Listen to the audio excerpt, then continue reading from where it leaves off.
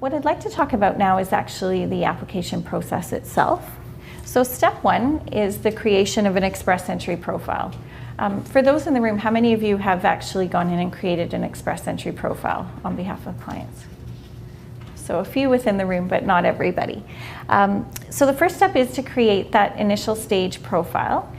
If the individual is not here with an offer of arranged employment, and so basically a non-LMIA supported work permit, they will also be required to register with the National Job Bank, and they will do so with a combination of a GC key and the registration number from their express entry profile. We've had a few problems with the job bank registration, but it seems that over the course of the last few weeks it is working a little bit better.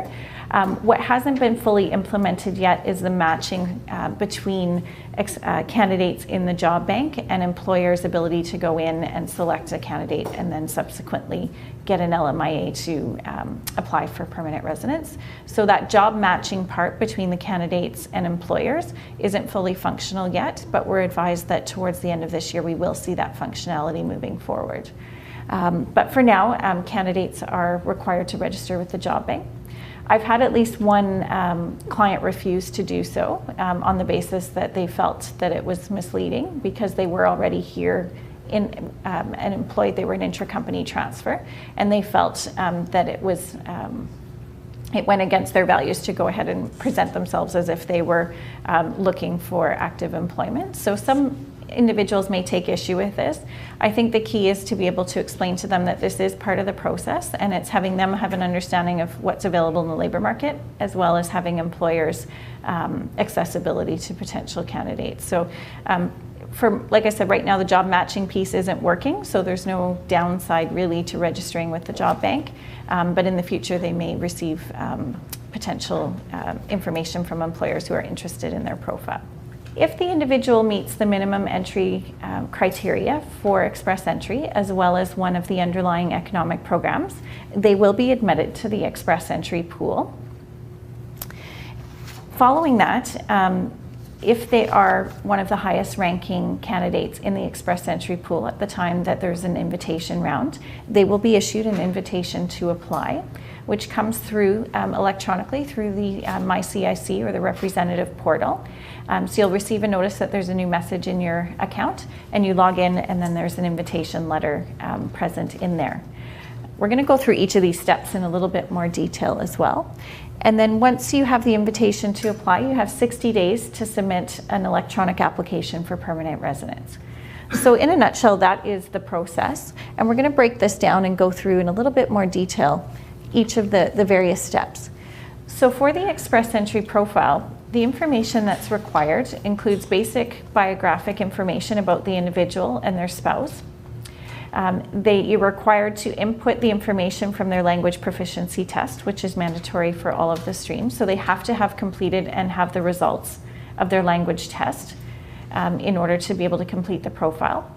If they've studied outside of Canada and require the points, or they would like to be considered under the Federal Skilled Worker Program, they would need to also have an education credential assessment done by one of the 3 agencies that has been designated as approved for that process.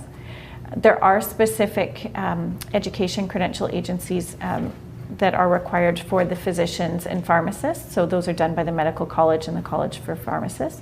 Apart from that, there's 3 other agencies.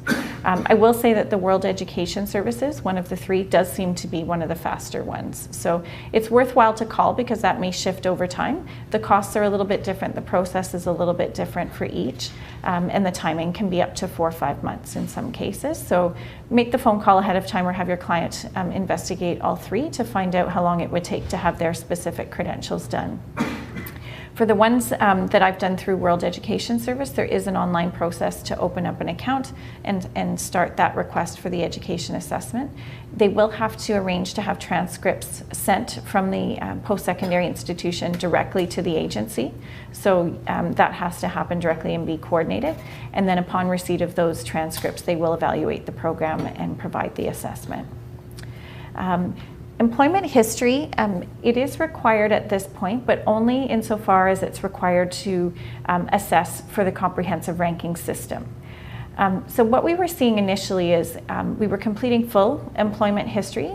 And so what was happening is at the second stage, we were being requested to provide employer support letters for every job listed in that employment experience, even though it may not be relevant for someone, say, that's applying under the Canadian Experience class in terms of qualifying.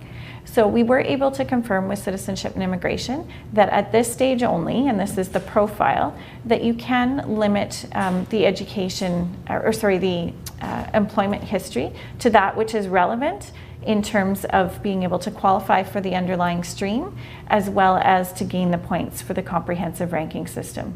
So you can limit that.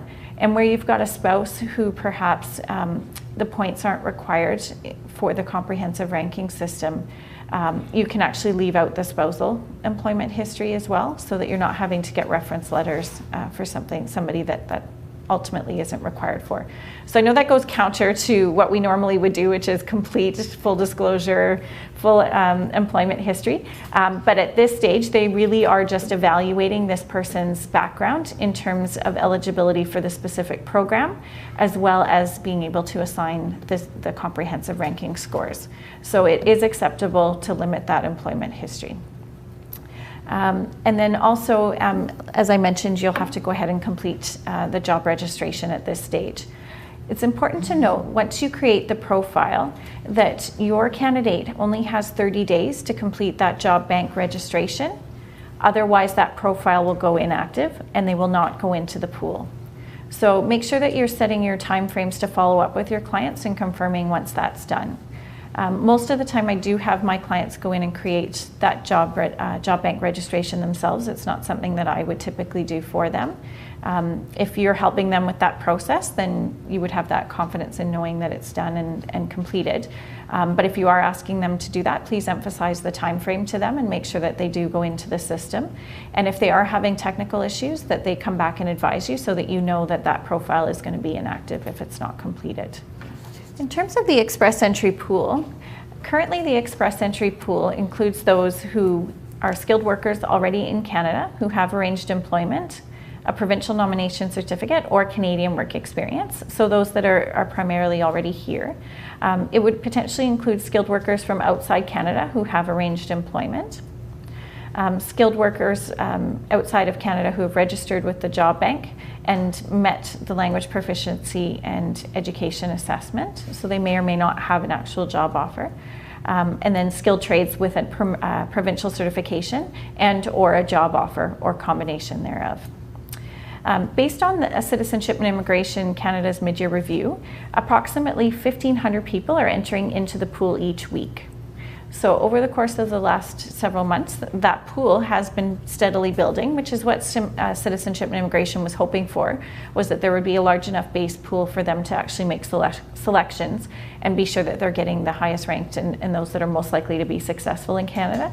So if that trend continues, you can expect that the number of applicants or potential applicants in the pool will continue to grow over the course of the next couple of years. As of July 6th, there was 112 individuals had created profiles. Some of these would be duplicates and some of them are probably test profiles or profiles that people were just going in and learning about the system as well. So that may not be a fully accurate number, but assume that it was approximately 100,000 people.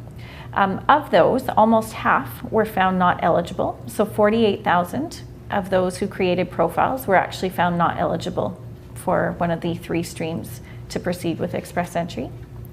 4,300 at the time were pending based on job bank registration, which makes sense. So if there's about 1,500 people a week entering into the pool or creating profiles, about 4,300 were sitting over the course of that 30-day period pending job bank registration. 6,400 of those profiles created were actually withdrawn. And then we saw, by that time, and this is as of July, approximately 12,000 invitations to apply were issued. So 6 months into the program, only 12,000 invitations were issued at that stage. Of those invitations, approximately 7,500 resulted in actual applications being submitted online. And of those 60, as I mentioned previously, about 650 were actually approved through to the landing phase.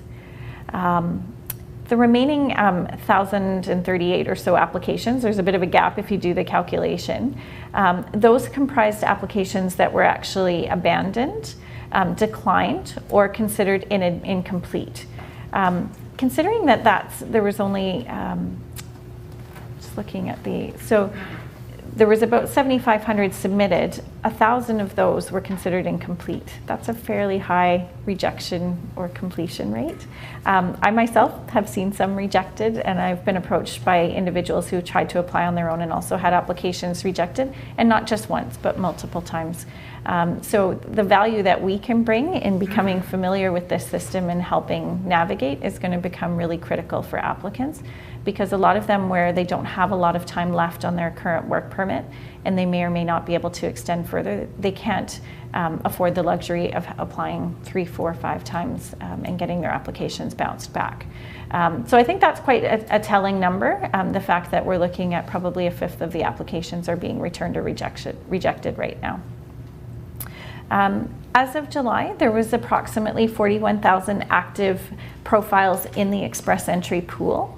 So again, not a high number. I would have actually expected it to be a little bit higher than that, but we're sitting at about 40,000 people in the pool. The bulk of the numbers in the pool, and most of us have probably figured this out by now based on the scores, but are sitting sort of between that 300 and just under that 450 range that we're seeing the draws happen.